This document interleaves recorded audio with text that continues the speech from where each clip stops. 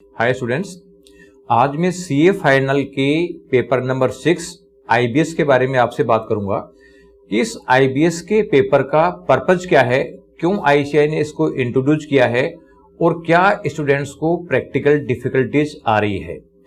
क्योंकि इस पेपर ने बच्चों में टेरर क्रिएट किया हुआ है और इसकी प्रिपरेशन कैसे करें या फिर आप लोगों को आगे क्या एक्शन लेना है, ये भी मैं आप लोगों से डिस्कस करूंगा। तो ये वीडियो आप लोगों के लिए बहुत इंपॉर्टेंट है। इसको आप अपने दोस्तों को शेयर करें, यूट्यूब चैनल वीएसआई का सब्सक्राइब करके और बेल आइकन बटन दबा के रखें तो और भी इंपॉर्टेंट वीडियोज आपको मिलते रहें। तो सबसे पहले मैं बात करूंगा कि आईसीएआई ने इस पेपर को इंट्रोड्यूस क्यों किया।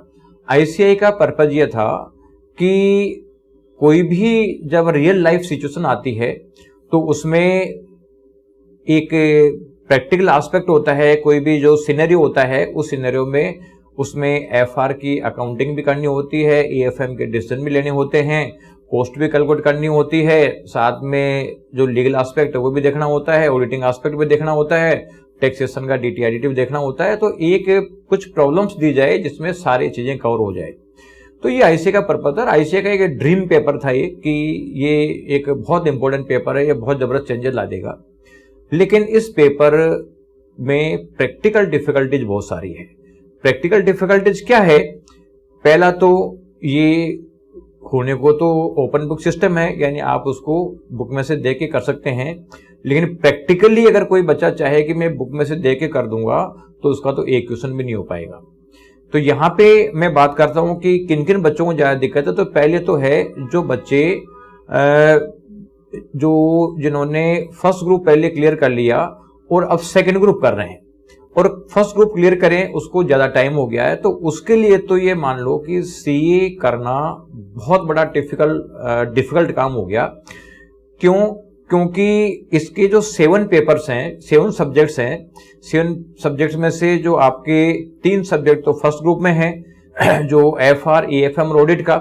इसके अलावा जो कॉर्पोरेट एंड इकोनॉमिक लॉ, जो सेल्फ पेस मॉडल्स है, वो पहले ऑलरेडी किया होता है, और जो एसएमपी है तो एसएमपी बहुत पहले किया होता है।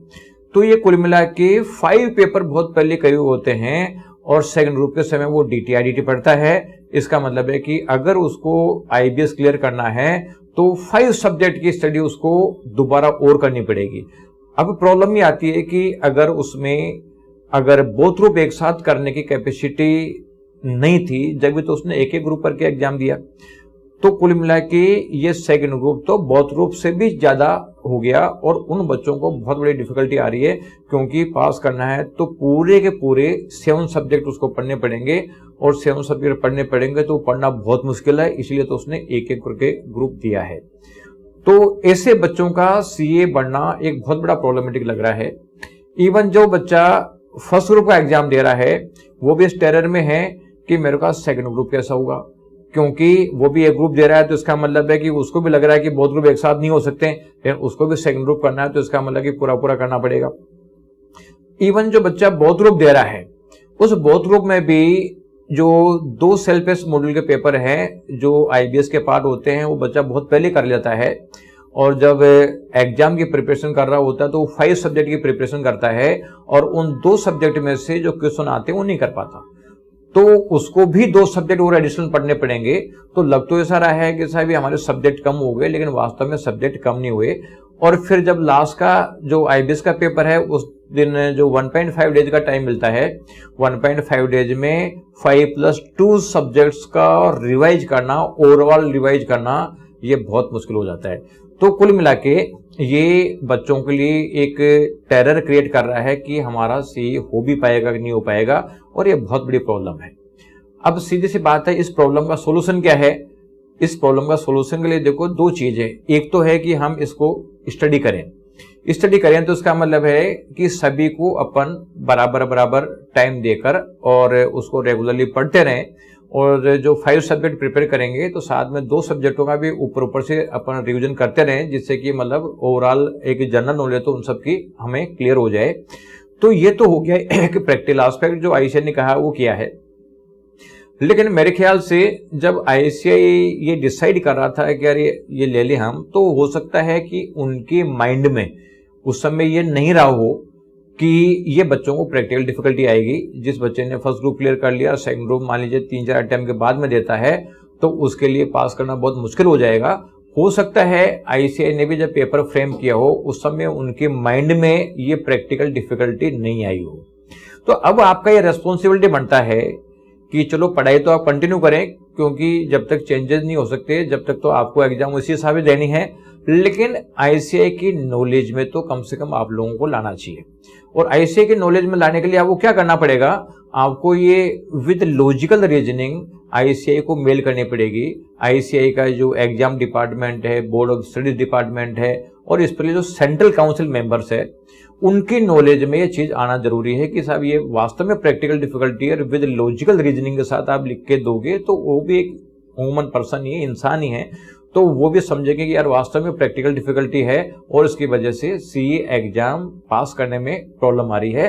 तो मैं आप लोगों को सजेस्ट करना चाहूंगा कि आप आईसीआई को मेल करें, और कोई ऐसा नहीं कि साहब कोई हार्ड लैंग्वेज में बात करें, क्योंकि देखो क्या है कि जो चीज हो गई जो हो गई, लेकिन हार्ड लैंग्वेज से काम नहीं होगा। आप उसको लॉजिकली, क्योंकि आप एक तरीके से सीए बनने जा रहे हो, सीए एक तरीके से देखी जाए तो आपके टैक्सेशन और जो लॉ के वकील होते हैं, तो कुल मिला के लॉजिकल वे में अगर आप चीज समझाते हो कि साहब ये प्रैक्टिकल डिफिकल्टी है, तो वो आप लोगों का सोल्यूशन इजीली होगा।